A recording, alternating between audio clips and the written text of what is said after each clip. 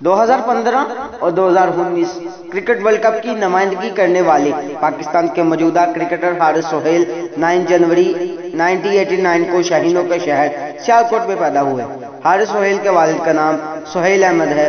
حارث سہیل کی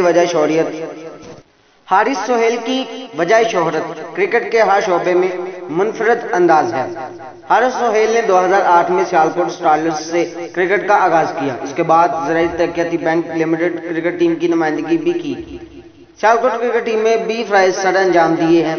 حارث سہیل نے 19 جولائی 2013 کو پاکستان کرکٹ ٹیم سے بین الاقوامی کیریئر کا آغاز کیا۔ حارث سہیل نے پہلا بین الاقوامی ایک روزہ میچ ویسٹ انڈیز کے خلاف کھیلا۔ ون ڈے میں حارث سہیل کی شرٹ کا نمبر 89 ہے۔ اس کی وجہ یہ ہے کہ ان کی پیدائش 1989 میں ہوئی تھی۔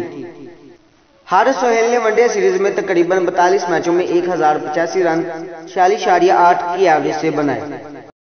ٹیسٹ کرکٹ میں 16 میچوں میں پاکستان کی نمائندگی کی، جس میں 847 رنز حارث سہیل کے کیریئر میں شامل ہیں۔ T20 کے شعبے میں 14 میچ کھیلے، جن میں 210 رنز بنائے۔ فرسٹ کلاس کرکٹ میں 81 میچوں میں 5056 رنز شامل ہیں۔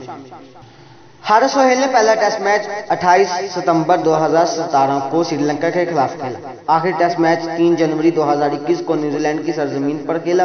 حارث سہیل نے اپنا آخری T20 میچ 8 نومبر 2019 کو آسٹریلیا کے خلاف کھیلا۔